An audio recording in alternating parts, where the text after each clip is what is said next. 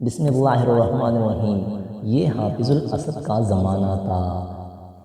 دمشق کا معروف مشہور تاجر رات کے پتلے پیر سڑکوں پہ ٹہل رہا تھا۔ موسم خوشگوار ہونے کے باوجود اس کا دم گھٹا جا رہا تھا۔ ڈاکٹروں کے مطابق اس کے پاس ہفتہ یا 10 دن سے زیادہ ٹائم نہیں تھا۔ دنیا کی ہر آسائش کی ہوتے ہوئے بے بسی کا یہ عالم تھا کہ ٹائم سے پہلے ہی سب کچھ ختم ہوتا محسوس ہو رہا تھا۔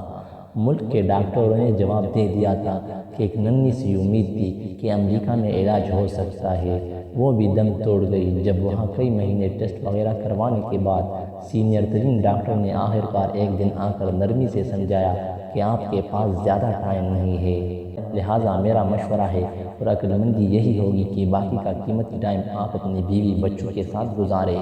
رات کے اس پہر بے خبری کے عالم میں نہ جانے کتنی دیر ٹہلتا رہا۔ اس کی سوچوں کا تسلسل تب ٹوٹا جب ٹہلتے ٹہلتے وہ ایک تنگ سی بیرونق پل پر پہنچ چکا تھا۔ سڑک پر دوسری طرف اسٹریٹ لائٹ کے نیچے ایک خاتون کھڑی کسی آدمی سے گفتگو کر رہی تھی۔ 30 سال کے لگ بھگ خاتون کا انداز منت سماجت والا تھا، جبکہ بندہ کوئی اوباش قسم کا تھا جو کہ اس کی بات نہیں مان رہا تھا۔ اس کے چلنے کی رفتار خود بہت آہستہ ہو گئی۔ کانوں میں جب آواز پہنچا شروع ہوئی تو خاتون کہہ رہی تھی، خدا کے لیے مجھے اتنی پیسوں کی ضرورت ہے، بچے بھوکے ہیں، میں تمہارے ساتھ چلنے کے لیے تیار ہوں۔ جبکہ وہ اوباش قسم کا بندہ اس خاتون کی قیمت آدھی سے بھی کم دینا چاہ رہا تھا اور یہ کہہ کر تمہاری اس سے بھی کم قیمت بنتی ہے بول رہا تھا۔ پھر وہ کندھے اچکاتا ہوا چل پڑا اور خاتون حسرت کی تصویر بنی کھڑی رہ گئی۔ وہ تھوڑا آگے جا کر مڑا اور خاتون کی طرف چل دیا۔ اسے نزدیک آتا دیکھ کر خاتون چوکنی ہو گئی، امید بھری نظروں سے قریب آتے کو دیکھنے لگی۔ نزدیک پہنچنے سے پہلے خاتون آگے بڑھی۔ اس کا انداز ایسا تھا کہ جسے اپنے آپ سے زبردستی کر رہی ہو۔ اس نے قریب پہنچ کر سلام کیا۔ خاتون نے مصنوعی مسکراہٹ کے ساتھ جواب دیا اور ٹٹولتی نظروں سے دیکھا اور تھوڑا قریب ہوتے ہوئے معنی خیز انداز بنا کر پوچھا، کیا موڈ ہے؟ وہ پیچھے ہٹا اور نرمی سے کہا، نہیں ایسی کوئی بات نہیں، دراصل میں نے ابھی گزرتے ہوئے تمہاری اس آدمی کے ساتھ تھوڑی سی گفتگو سنی ہے، مجھے بتاؤ میری بہن تمہارا کیا مسئلہ ہے؟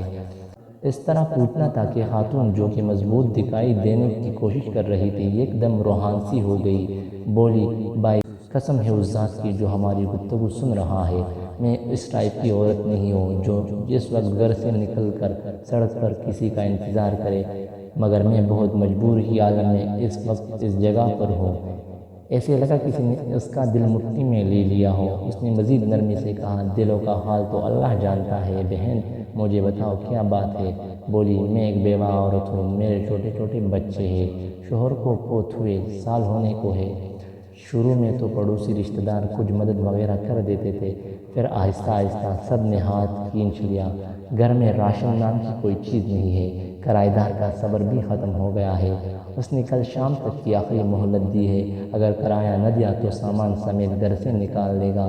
میرے پاس اب اور کوئی چارہ نہیں رہا سوائے کہ اپنے آپ کو، یہ کہتے ہوئے اس کی آواز بیٹھ گئی۔ اس نے بھی جلدی سے دوسری طرف مڑ کر بہانے سے اپنے آنسو صاف کیے، پھر مڑ کر جلدی سے بولا، بس بس ٹھیک ہے بہن کوئی بات نہیں، اور اپنی جیبوں میں ہاتھ ڈالتے تو پتہ چلا کہ جیبوں میں جو رقم ہے وہ نہ ہونے کے برابر ہے، کیونکہ جس عالم میں وہ نکلا تھا اسے تو ہوش ہی نہیں تھا۔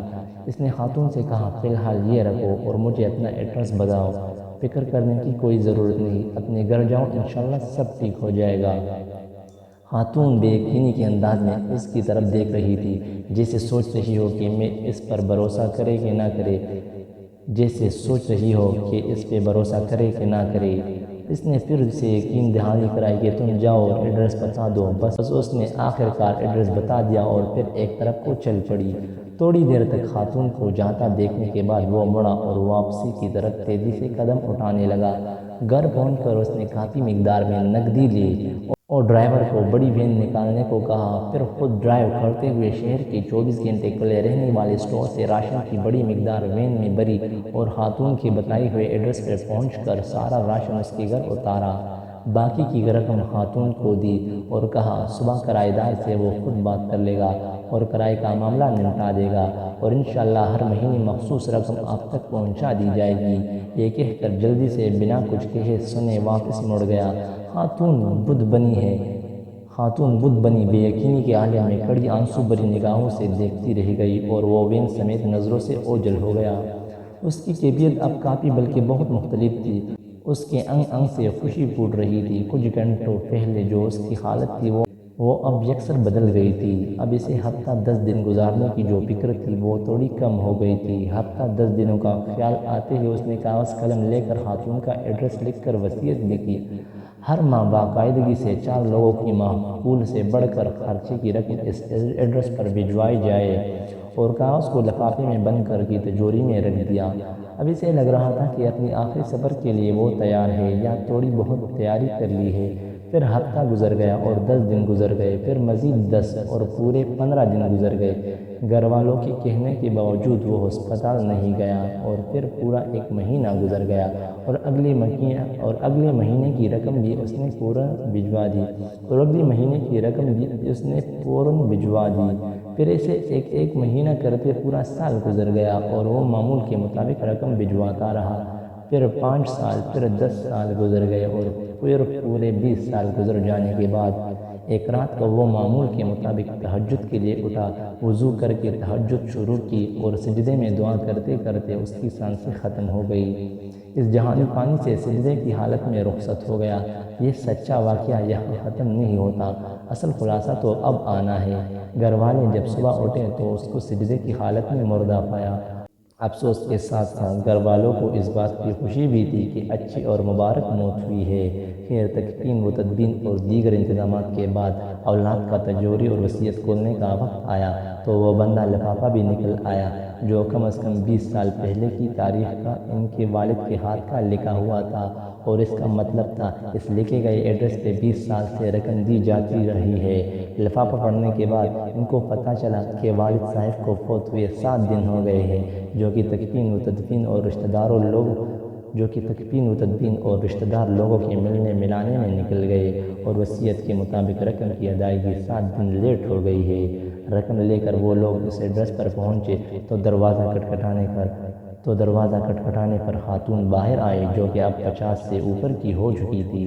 سلام دعا کے بعد تاجر کے بڑے لڑکے نے خاتون سے مؤدب انداز میں کہا کہ ہم آپ کو والد صاحب کی طرف سے جو ماہانہ مخصوص رقم ہے وہ دینے آئے ہیں، اور معذرت چاہتے ہیں کہ رقم کی ادائیگی 7 دن لیٹ ہو گئی ہے۔ خاتون جلدی سے بولی، ارے نہیں کوئی بات نہیں، آپ کے والد صاحب کے ہم پر بہت احسانات ہیں، آپ لوگ میری طرف سے والد صاحب کو بہت بہت شکریہ بولیے گا، اور انہیں بتائیے گا کہ ہم ہمیشہ انہیں دعاؤں میں یاد رکھتے ہیں اور رکھیں گے، اور میری طرف سے آداب کے ساتھ انہیں بتائیے گا کہ اب انہیں رقم بھیجنے کی ضرورت نہیں ہے۔ بیٹا حیرانگی سے بولا، کیوں؟ اب کیوں نہیں ہے ضرورت رقم کی؟ خاتون نے خوشی کے آنسوں میں ملی آواز میں جواب دیا، اللہ کی فضل سے مہینہ پہلے میرے بیٹے کی ملازمت لگی تھی، اور 7 دن پہلے ہی بیٹے کو اس کی پہلی تنخواہ ملی ہے۔ خاتون روانی میں پتہ نہیں کیا کیا بولے جا رہی تھی، جبکہ لڑکوں کے کانوں میں خاتون کا یہی جملہ اٹک کر رہ گیا، 7 دن پہلے ہی میرے بیٹے کو اس کی پہلی تنخواہ ملی ہے، 7 دن پہلے ہی میرے بیٹے کو اس کی پہلی تنخواہ ملی ہے۔ عربی سے منقول نبی کریم صلی اللہ علیہ وسلم کا فرمان ہے، رازداری میں کیا گیا صدقہ اللہ پاک کے غصے کو بجھاتا ہے۔ دوستو، یہ ایک واقعہ تھا۔ یقیناً آپ لوگوں کو یہ ویڈیو اچھی لگی ہوگی، اور اگر آپ کو یہ ویڈیو اچھی لگی ہو تو ویڈیو کو ضرور لائک کریں، اور مزید اس طرح کی انٹرسٹنگ ویڈیوز کے لیے اور معلوماتی ویڈیوز کے لیے ہمارے چینل کو ضرور سبسکرائب کریں۔ شکریہ۔